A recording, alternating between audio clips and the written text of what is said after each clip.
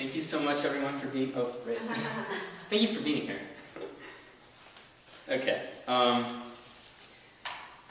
Dance like nobody's watching, unless you know someone is definitely watching. In which case, break dance.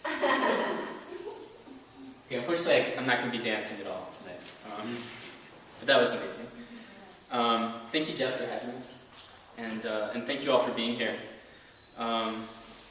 Okay, I'm going to begin with I'm going to read maybe one poem out of this book, but I'm going to read some newer poems tonight, I guess.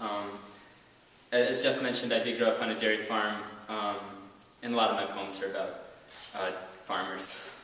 And this poem is definitely about farmers. It's called Hired Hands. Hired hands of my grandfather's time haunt me.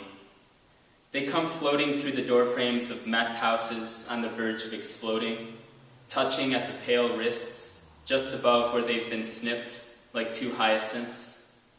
They follow me into the barn I've slipped into to look for something, I've forgotten what. Their ring fingers are ringless, but the hands are married to one another.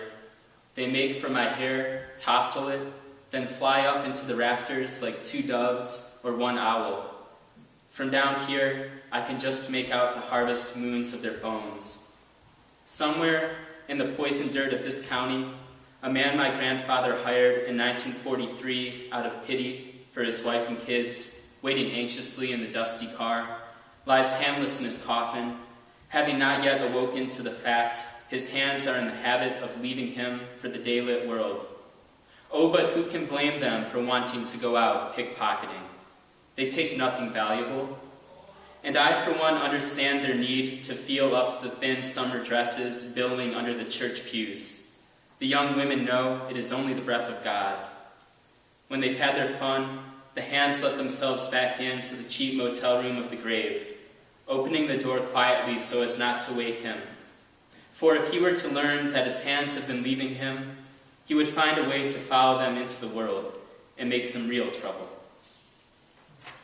So that's for all the hired hands that I heard about when I was a kid, these legendary men who'd been working on the farm over the years. This next poem is, it's called Film of the Building of a Coffin Viewed in Reverse, so it kind of works backwards. I think you'll see how it works as I read it. The little tacks that pinned the satin in fall out like baby teeth. The satin passes back through its fantasy of becoming a prom dress. It returns totally to the silkworms in the mulberry. The pillow blows apart, and the down darts back into the plucked goose. The black lab swims backwards with the bird in his mouth. The goose flutters up into the sky and flies backwards with the flock into the north country, as the shell inhales the lead shot, and the shell itself returns to the oiled dark of the gun. The hammer kisses the nails back out of the wood.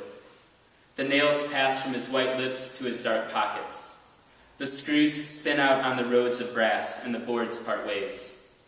The boards of heavy ash lay stacked along the wall for a night. The hands of the clock over the workbench spin wildly counterclockwise.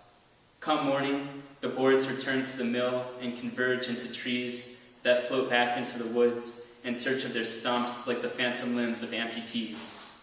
They know which ones are theirs by the rings, swing up onto them and heel. The birds that were scared off by the roar of the chainsaw come back. The dead man gets up off the floor, and his broken cup becomes whole again. He puts it to his lips and fills it with coffee from his mouth, coffee that grows hotter and blacker. So take that, death. So, I know that it has the last word, but I had to get a shot at it. Okay, I'm going to read one poem from the book, I think. Just have to find it.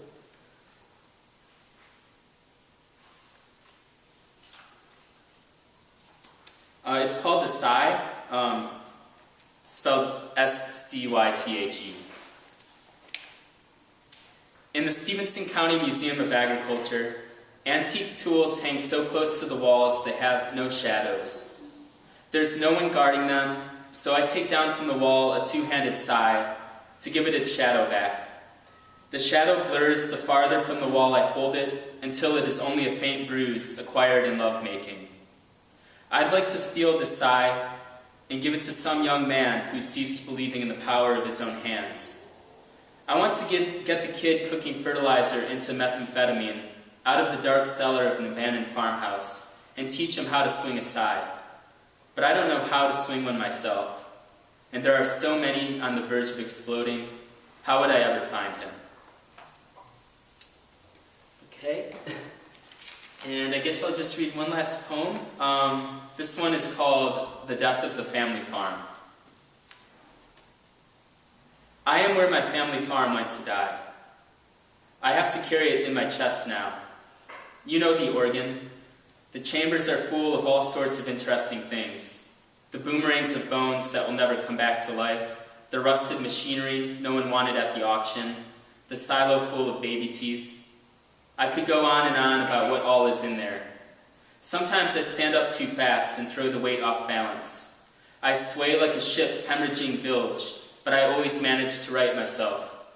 Reminded of what it is I carry, I take care to move more carefully, strolling slowly towards the bar to meet up with a friend who has a family hardware store in his heart. Thanks a lot.